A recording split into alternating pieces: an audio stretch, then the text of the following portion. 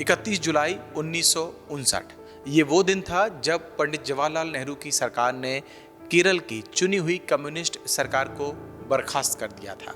ये दुनिया की पहली लोकतांत्रिक तरीके से चुनी गई कम्युनिस्ट सरकार थी। इस फैसले के बाद दिल्ली के सत्ता गलियारों में भी तनाव साफ दिख रहा था।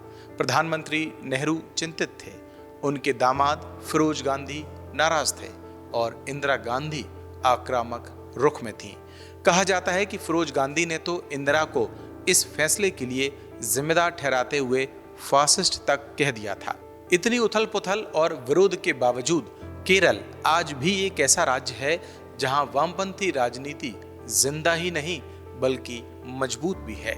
जबकि पश्चिम बंगाल में 34 साल तक राज करने वाली लेफ्ट आज लगभग खत्म हो चुकी है और त्रिपुरा में भी 25 साल की सत्ता के बाद उसका असर काफी कम हो गया है।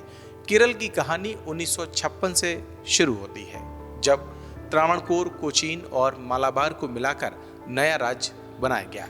1957 में यहाँ EMS नंबूदरीपाद के नेतृत्व में पहली लेफ्ट सरकार बनी।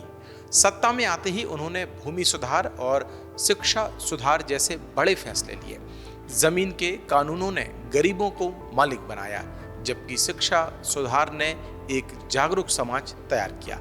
हालांकि इन फैसलों का कांग्रेस और मुस्लिम लीग ने विरोध किया, जिसके बाद आंदोलन हुए, हिंसा हुई और आखिरकार सरकार गिरा दी गई।